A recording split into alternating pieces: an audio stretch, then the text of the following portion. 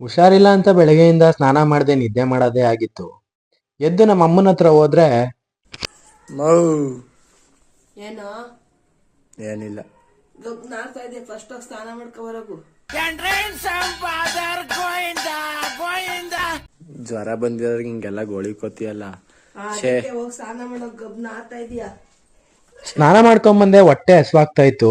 ಏನಾದ್ರು ತಿನ್ನೋಣ ಅಂತ ಬಂದ್ರೆ ಕುಕ್ಕರ್ ತುಂಬಾ ಪಲಾವ್ ಇತ್ತು. ಪಲಾವ್ ತಿನ್ನಕ್ಕಾಗಲ್ಲ ಅನ್ಬಿಟ್ಟು ನಾನೇ ನನ್ನ ಕೈಯಾರ ಉಪ್ಪಿಟ್ಟು ಬೇರೆ ಮಾಡ್ಕೊಂಡೆ. ಉಪ್ಪಿಟ್ಟು ತಿಂದು ಆಮೇಲೆ ಮಾತ್ರೆ ತಿಂದು ಟಾಮಿನ ಆಚೆ ಕರ್ಕೊಂಡು ಹೋಗೋಣ ಅಂತ ಆಚೆ ಬಂದೆ. ನಮ್ ಟಾಮಿ ನೋಡಿದ್ರೆ ಅಮ್ಮನ ಓಡಿಸ್ಕೊಂಡು ಹೋಗ್ತಾ ಇದ್ದ. ಅಮ್ಮು PT ಉಷಾ ಸ್ಟೈಲಲ್ಲಿ ಓಡ್ತಾ ಬಿದ್ದಿದ್ಲು. ಈ ಹುಷಾರಿಲ್ಲ ಅಂದ್ರೆ ನನ್ ರೂಮ್ ಅಂತೂ ಒಂದಿ ಗೂಡ್ ಆಗಿರುತ್ತೆ. ಎಲ್ಲೆಲ್ ಬೇಕು ಏನೇನ್ ಬೇಕು ಅಲ್ಲಲ್ಲೇ ಬಿದ್ದಿರುತ್ತೆ. ಮಾತ್ರೆ ಒಂದ್ ಕಡೆ, ವಾಟರ್ ಬಾಟ್ಲ್ ಒಂದ್ ಕಡೆ, ಬುಕ್ ಒಂದ್ ಕಡೆ, ಎಲ್ಲ ಒಂದೊಂದ್ ಕಡೆ ಬಿದ್ದಿತ್ತು. ಹಾಗೆ ನಂಗೆ ಸ್ವಲ್ಪ ಮೂಗ್ ಕಟ್ಟಿತ್ತು, ಹಾಗೆ ತಲೆಭಾರ ಇತ್ತು. ಅದಕ್ಕೆ ಮನೇಲಿದ್ದ ಜೆಂಡು ಬಾಂಬ್ನ ತಗೊಂಡು ಬಿಸಿನೀರ್ ಕಾಯಿಸ್ಕೊಂಡು ಸ್ವಲ್ಪ ಸ್ಟೀಮ್ ತಗೊಳ್ಳೋಣ ಅಂತ ಬಂದೆ. ಆದ್ರೆ ಇನ್ನೊಂದೇನಪ್ಪಾ ಅಂದ್ರೆ ಈ ಸ್ಟೀಮ್ನು ಜಾಸ್ತಿ ತಗೊಬಾರ್ದು. ಸ್ಟೀಮ್ ತಗೊಂಡಷ್ಟು ನಮ್ ಲೆನ್ಸ್ ಹಾಳಾಗೋ ಸಾಧ್ಯತೆ ಜಾಸ್ತಿ ಇದೆ. ಲೆನ್ಸ್ ಅಂದ್ರೆ ಪೆಕ್ಕೆ ಹತ್ರ ಇರುತ್ತದು. ಕೊನೆಗೆ ನಾನು ಮುಖ ಎಲ್ಲ ಬೇರೋ ತರ ಸ್ಟೀಮ್ ತಗೊಂಡೆ. ಸದ್ಯಕ್ಕೆ ಇವತ್ತಿಗಿಷ್ಟೇ.